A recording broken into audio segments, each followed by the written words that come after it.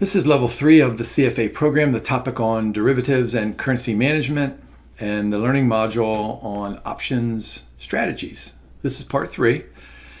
In part 1, we laid a foundation. In part 2, we really did the bulk of this learning module. And let me go ahead and remind you that most of the end of reading problems are focused on the LOSs that we covered in part 2. Now, in part 3, we're going to kind of wrap the present and put a bow on it. If you look at those problems at the end of the reading, there's probably 4 or 5 out of the 20-some that relate to this part 3. So there's what we've already done. And we'll complete these LOSs by talking about volatility. And then we'll get into some interesting conversations about appropriate strategies and targeted equity risk exposures. Now, let me warn you that what we're going to do in those last 2, but in particular the last LOS, is we're going to revisit some of these, let me go back here, some of these LOSs where we're going to use some spreads to achieve targeted equity risk exposures. One of my favorite all-time topics is the Black-Scholes-Merton option pricing model. I love teaching this in my investments class, and I super love teaching it in my derivative securities class. In the derivatives class, boy, we probably spend 4 or 5 weeks on it. So I always tell my students, I say, look, when you're trying to compute the price of a call option, Black-Scholes-Merton have 5 input variables. So you can easily observe 4 of those variables, and then you can easily observe the call price or alternatively the put price. But what you can't observe is the standard deviation. And there are tons of academic articles out there that try to identify what is the appropriate, what is the most accurate standard deviation to use as an input in the Black-Scholes-Merton option pricing model, and I'm not sure that anybody's come up with one. So what we do is we work with algebra, and we back into all of those observed variables into that standard deviation. So that's called implied volatility, and that's why we have in that second teardrop point there, must be estimated from the current value of the option.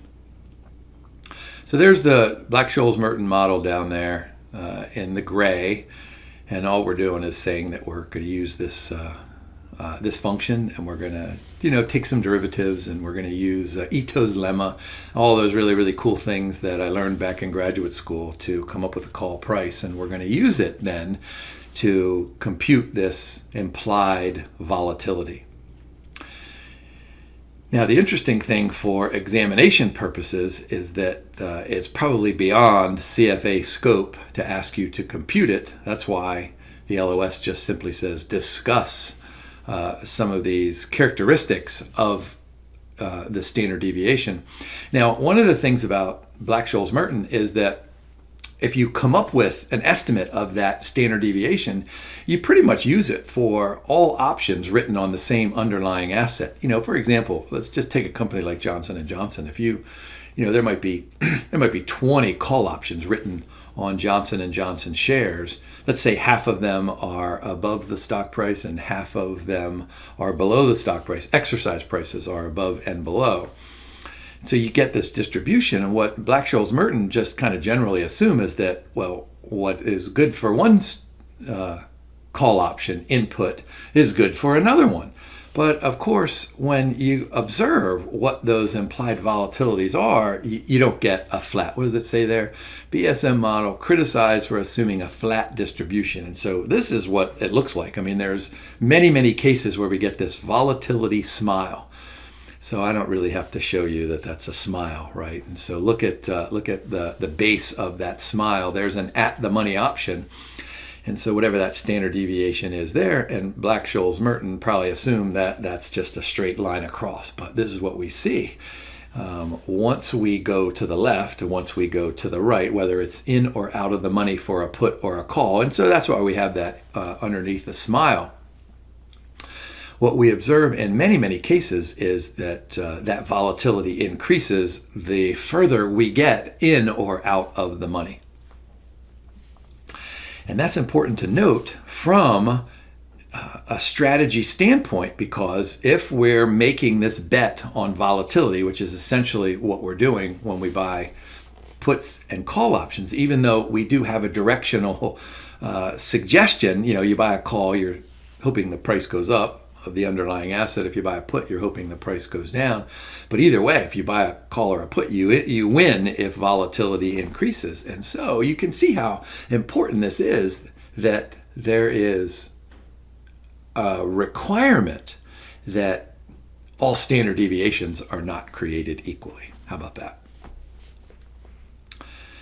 Now, sometimes as you get farther out into the volatility, that it's not only not flat, but it doesn't go into a smile. That's where we have this volatility skew. So implied volatility decreases as the strike price increases. So that's kind of like a crooked smile there. What do we have in that second teardrop point? A lopsided distribution. So I'm guessing, and this is what the Institute does at the end of this learning module, they'll give you a table and they'll list some implied volatilities for one option and then some implied volatilities for a different option. And so one is a smile, one is a skew, and the question will be to identify whether that's a smile or a skew. All right, how about some strategies? Yeah. We're going to set an investment objective for an option strategy. So this is how I always tell my students. I say, think about it this way. As a good financial analyst, you have a client that comes to you and they throw all this money at you, and then they have all these constraints. So you come up with a return objective, you come up with the ability and a willingness to take risk. And it's your job, it's our job to come up with some kind of an efficient portfolio. So we're going to use Harry Markowitz, we're going to use William Sharpe, we're going to use Stephen Ross, and now we're going to use Black-Scholes-Merton. And so you think about this well-diversified, efficient portfolio that lies somewhere on the efficient frontier. And of course, it could lie on the capital market line if we're combining these securities with treasuries. So what I tell my students, and I think this is good advice for you guys, is to think about that portfolio, that efficient portfolio that we've worked so hard to achieve. What we want to do is we want to layer it with a derivative security. We want to layer it with, in this case, some kind of an option. And so we have choices to buy or sell options on the individual stocks contained in the portfolio, or buy or sell options that are not contained in our portfolio. So what are some factors here to consider in this whole scheme of life? And I think the CFA Institute does a really, really good job of combining all the stuff that we've learned in level 1, level 2, and now in level 3 to ask some really, really interesting questions. All right, so what are these factors? Market outlook for the underlying asset. All right, so that's super important, right? Suppose we have a well-diversified portfolio of 50 stocks. And Johnson & Johnson, I'll just use that as an example. Johnson & Johnson is not contained in our portfolio. Well, what we can do is we can move up and to the right on that capital market line by including a call option on those Johnson & Johnson shares.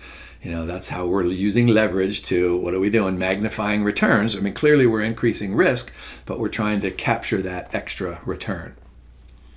All right, secondarily, once we identify that market outlook for the underlying asset, then what we need to do is consider all of the Greeks associated with that particular option, whether it's contained in the portfolio or whether it's contained outside of the portfolio. And then I have a friend in the who does really well in the insurance industry. And when we talk about insurance, I mean, we've been great friends our whole life. But when we get a serious conversation about insurance and whole life insurance, he's always used the term salty. These premiums can be salty. So I want you to think of that word when you're considering options, because some options can have low prices and some options can have high prices. So we need to consider the option premium. Is it worth it? And of course, this goes back to our macro and in particular microeconomic analysis that we learned all the way back in In level 1, it's essentially a marginal cost, marginal benefit analysis in which we have to pay a given amount, right? We go to the options exchange and they tell us what the price is. So we have to pay that premium, and we need to decide, okay, is it worth paying that premium to get, well, what are we trying to do? Move upward and to the right on the capital market line. So that option premium is relatively important, and there's a question or two at the end of the learning module about evaluating that option premium. And then, of course, we get to what we discussed in this last in the last slide or two. The volatility. And notice there's a slash. Expected volatility of the underlying asset. Let me just repeat myself. What we're making when we buy an option, we're betting on volatility. When we write an option, we're betting on the opposite of volatility. And so there might be volatility today that looks like this, but tomorrow we might expect it to be like this. So considering an increase in volatility is going to impact our option strategy. So look at our bottom table down there. If we have an investment objective of producing income, then we're going to sell the options because, and I said this back in part 2, that if we show up on the floor of the options exchange and we just write a bunch of call options and we write a bunch of put options and we sign a contract essentially with all these people, say it's 100 people, what's the best thing that could happen? The best thing is that we never see those 100 people again. That means we get to keep that option premium, and so that's income for us. So what's important then is when we're trying to achieve this investment objective of producing income, that we select options to write that are going to be consistent with that and not ultimately some type of a risk reducing strategy or a hedge. If we want capital appreciation, then we can buy call options. If we want capital depreciation, then we can buy put options. But I think capital appreciation means the same thing on either side. Here's one of those slides that I'm recommending that you get out your phone and take a picture. And so this is probably something that's super important that the Institute would give you in the vignette. Think about volatility, think about direction, and then here are the strategies. And we've covered those in the last couple of slides, and even back in part 2. So let's do a quick example here. Manager of ABC Capital, investment strategies, diverse needs and objectives. Fund performance has been volatile. All right, that's important. Notice we have bolded that. 15% loss the previous year. Gains of a range of 5 and 25 over the past 5 years. All right, so the question that I would have if I'm reading this on an exam, suppose that the fund performance has been volatile, part of that sentence was not in there. Would you be able to make that determination? 15% loss over the previous years, but gains between 5 and 25% over the past 5 years. You ought to be able to come up with the conclusion that this is volatile. So look for the Institute to tell you it's been volatile, but also look for a question where you have to infer volatility based on historical returns. All right, so according to this manager, hedging the fund stock position with derivatives is the best way to make it perform well. All right, so we have this portfolio, right, and we're trying to layer it with a derivative. All right, so current fund performance, 4%, that's a plus sign there. Client has a bullish view, retain upside potential, expects low volatility. All right, so based on the information provided, what is the best option strategy to meet the client's objective? So long straddle, what are we doing with a straddle? Do you remember in part 2, I did this with my hands and I said, when you think about straddle, think about volatility. You're hoping that the stock price is either way over here or way over here. See, I need to be an octopus so I could bring some more hands out and then I could do it. Protective put, that sounds interesting. Why do we invest in a protective put? Well, we own a portfolio and we want to protect it. Remember, I called it portfolio insurance. And what that does is it sets a floor on our losses. A bull call, remember we could do some of those bull and bear spreads with either a call or a put option. And remember how I described them? I said they were kind of like a ski slope. You know, you go like this and you go down, you go like that, or you do the other way. So with a bull, we're thinking that we're probably slightly bullish. Remember in the bull or bear spreads, you know, we have a ceiling and we have a floor. All right, so this makes perfect sense here. We'll probably do a protective put. We have a bullish view, so when we buy this protective put, if stock prices surge, you know, our profit is only reduced by the amount that we paid for that put option. All right, it provides downward protection. And there's that second, what was that thing back here? Where did we say? Yes, she expects low volatility in stock prices. So low volatility will keep those option prices low. So essentially, we don't have to pay a lot for that protective put. And then here's some explanations. Yeah, so low volatility, that's no good. The bull call. So yeah, I said all that stuff, right? All right, so how about scenario 2? Current fund performance is a little bit bigger, twice as big as what we had in that previous one, earn at least 9%. All right, so somewhere in that client description and in the constraints, somewhere that client says something like, you know what, I need to earn 9% so that I can do this and this and this, whatever those things are. Now we expect extreme volatility in the short term. Notice that choice A and C are the opposites, and they both contain the word straddle. And so, you know, you have to think about this. If the Institute does that, are they automatically telling you that B is out? You know, short or long straddles. And the only way to answer that is to go like this, right? Or I'm not limber enough to do it the upside down way. So, of course, we know this from just our previous discussions. Long straddle, we want to benefit from an extremely volatile market. Now, remember, I also taught you just kind of briefly in part 2 about a strangle. So the straddle is like this, where the exercise price of the call and the put are the same. But with a strangle, they're not the same. The put has a lower exercise price than the call right over here. That one is lower than that one. So if you get to the question about the difference between a straddle and a strangle, the only difference is that with a strangle, you're expecting even greater volatility because, you know, here we are, our break-even points are out here by my fingers, right? But with a strangle, our break-even points, they're still by my fingers, but there's a big gap in there. I think that makes perfect sense.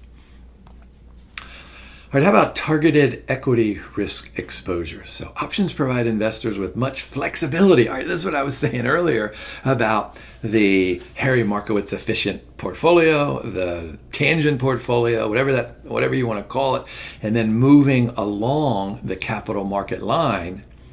That's the flexibility that we're talking about. So long calls, gain bullish exposure, leverage, synthetic stocks. Didn't we do that back in part 1? We can hedge and we can speculate on increasing volatility. Protective put, just read that last bullet point down there. Protect against further losses. That's probably really important. Remember that protective put establishes a floor under which the value of your layered portfolio cannot go. All right, covered calls. We did this before, so neutral to bullish. But there are some limits, of course. Remember, there's that horizontal line in the picture of the covered call. There we go. Generate income. Delay a sales of shares from today to sometime in the future, like maybe when the option expires. Some downside protection because, you know, we get to generate some income and they are not strongly bearish, right? You wouldn't want to do that.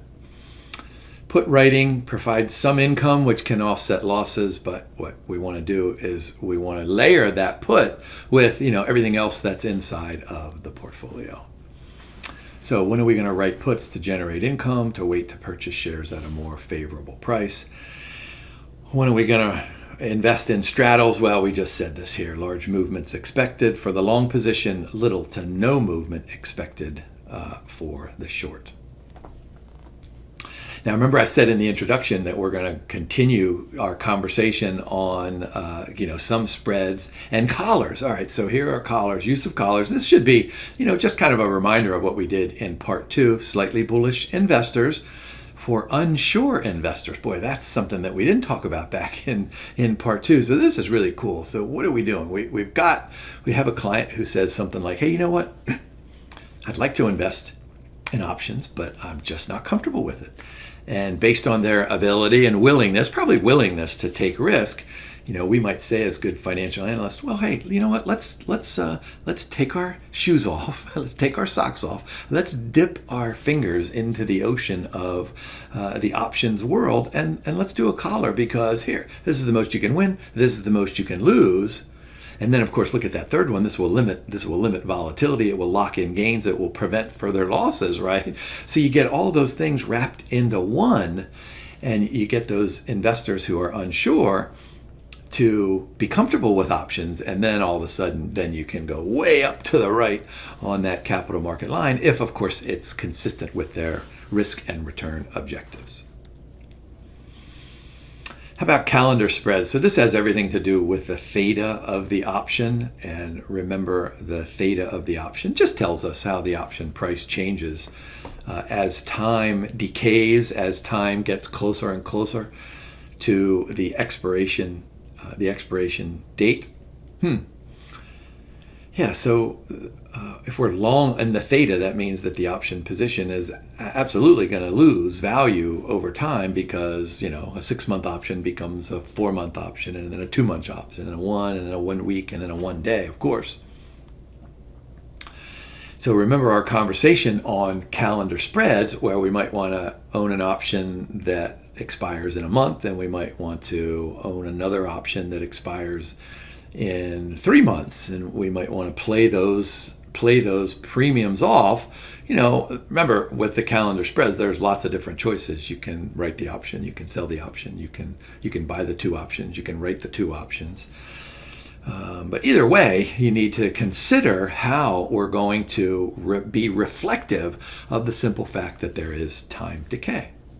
So look at that last embedded point, specific time frame in mind for their capital market expectations. So remember, all the way back at the beginning of our level 3 discussions, we had this conversations on CME. So what do? We go out and we become macroeconomic experts. So we read everything from the Fed, we read everything from the Wall Street Journal, we read everything from the Treasury Department, and among other things, we get all of this economic data, and we process it, right? And we decide, okay, based on all this information, we think that this is going to happen, whatever this is. And then can we layer our portfolio with some calendar spreads so that we can take advantage of short-term profitability opportunities? And that takes us through our part 3, which takes us through this entire learning module. So I hope that our decision to divide this into 3 parts was beneficial to you. So once again, go to those 23 questions at the end of this learning module, and you ought to be able to answer all of those now after we've been through parts 1, 2, and 3. So thank you for watching, and good luck studying.